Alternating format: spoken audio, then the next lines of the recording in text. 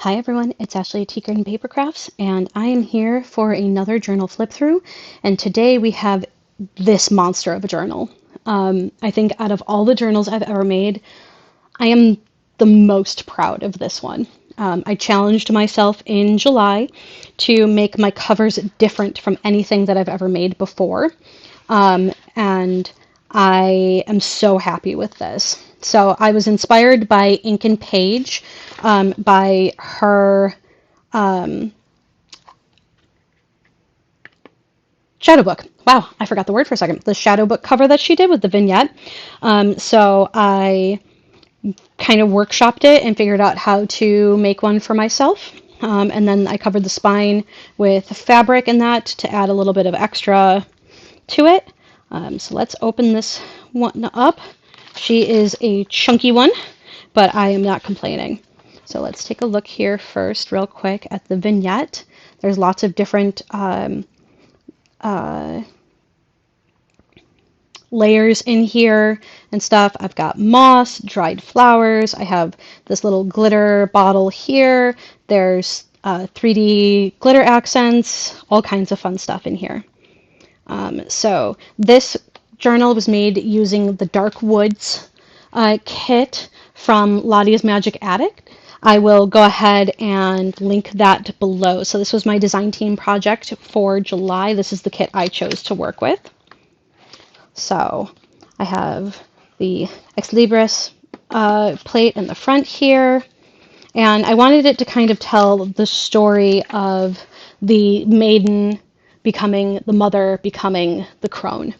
I wanted it to be a little something kind of like taking you on a journey through the dark woods.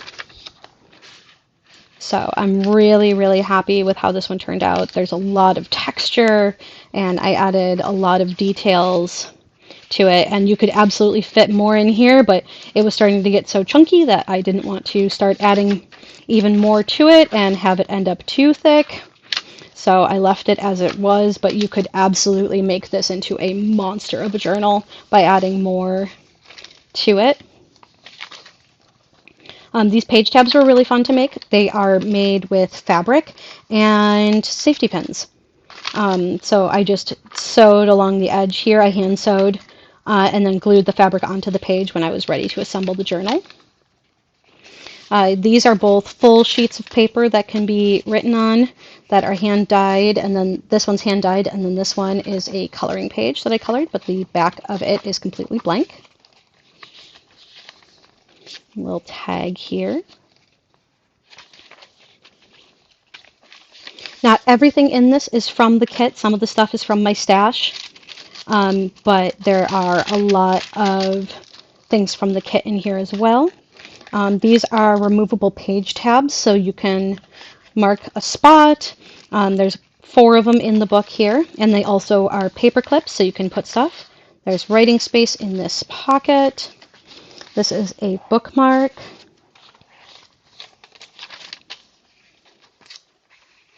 More just page markers. Another one of those tabs that I made. This one is actually made with a tea bag instead of fabric. I wouldn't suggest doing the tea bag unless you're doing something that's super light. Like these are wooden beads and some buttons. So this is a nice light one. But if you wanted to put something heavier on there, I would use actual fabric. This one is a stacked pocket. So it has the bookmark in it. And then it also has a little quote card and a tag. Come on, get back in there.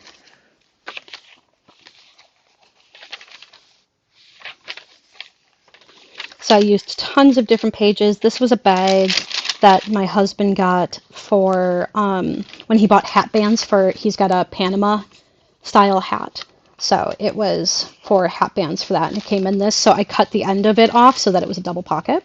I've got some original Rolodex, Rolex, not the watch company, Rolodex cards in here as well that someone could decorate and put in here. So there's the first signature, going on to the second signature now.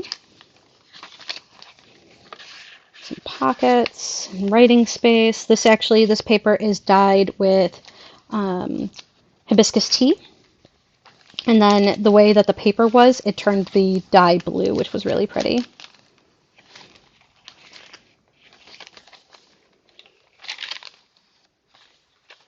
This is like a wallpaper sample. I made these faux library pockets for it to cover up like the information that was on the back of the wallpaper design. Another one of the removable page tabs with the paper clip. This is a fun stacked envelope, so there's all sorts of goodies inside here, the hero and the villain. So this one is actually just flips open like this on the brad here, and it has writing space on the back of all of the cards. And then just another fun tag here from my stash. And then on this side here, we've got this nice sturdy card. That'd be a good writing space.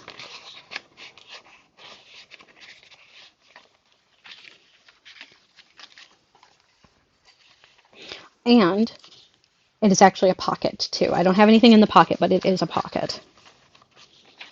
I like to sometimes leave pockets untouched because I think it makes it really fun. So here is a specimen slide that I made that slides in behind the tiny little hourglass. And then I made an ATC with writing space that tucks into the second belly band here. Come on, get back in there.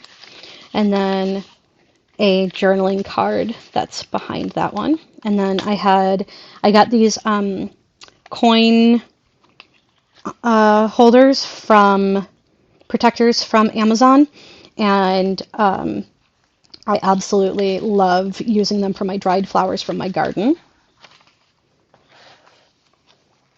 This one's an envelope, just a junk mail envelope that I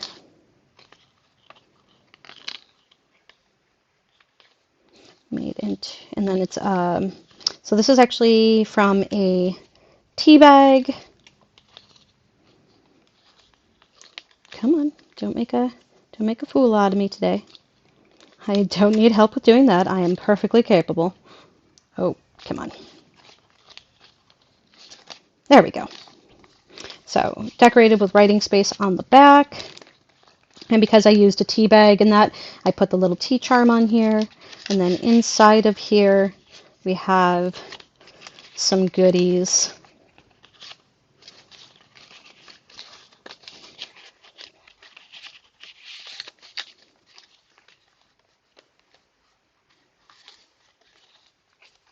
I never make things easy on myself. There we go.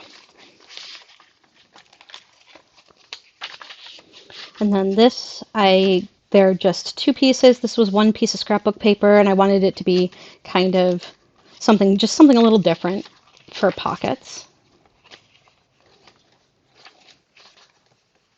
There's a pocket here. And we have another pocket here, and inside this one, we've just got some papers and some goodies. And on the back of this, another pocket with more papers and goodies, things that you could decorate the journal with or use. Another one of the page tabs.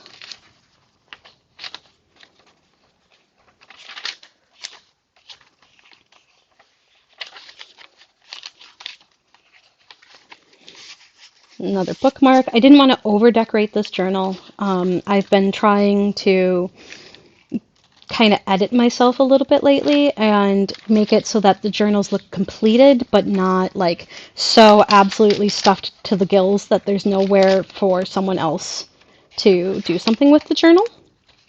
So here we go into our final signature. This was a coin envelope that I got.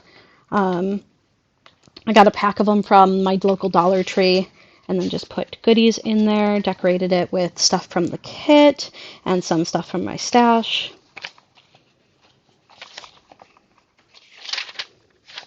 I'm going to be so sad when I run out of this like ivy vellum. It's so pretty.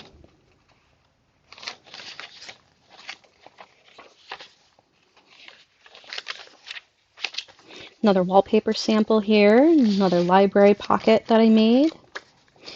And this one is actually decorated with, this was a paper punch that I used, and then I kept the paper after I punched it out. And then here's the last page tab. And then we have another envelope here, which has, this one's just a coffee dyed envelope, junk mail envelope.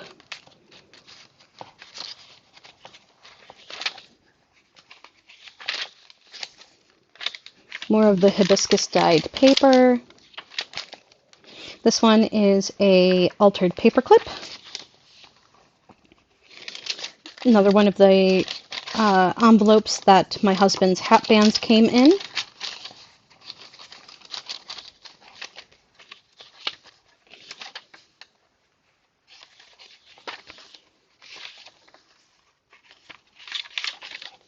And then a altered envelope that I made here with some goodies. This was a super, super thin envelope, so I wouldn't have really been able to use it for much. So like I wouldn't have even trusted it in the mail. So I ended up reinforcing it with some fabric in that, and really like how it turned out for this journal.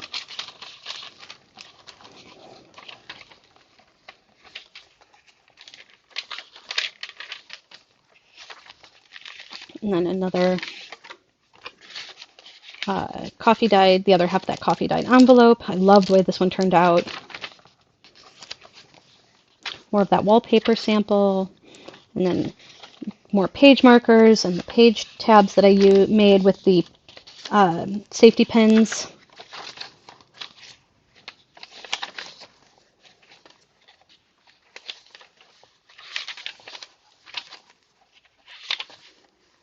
And then last but not least, another, could probably use this as a bookmark, or you could use it as writing space, whatever you want. But I'm really, really happy with how this journal came out. The side of it is just so pretty with all the different tabs and dangles, and then the top too, and with all of the like little page edges that I did, and that I'm really, really happy with how this one turned out.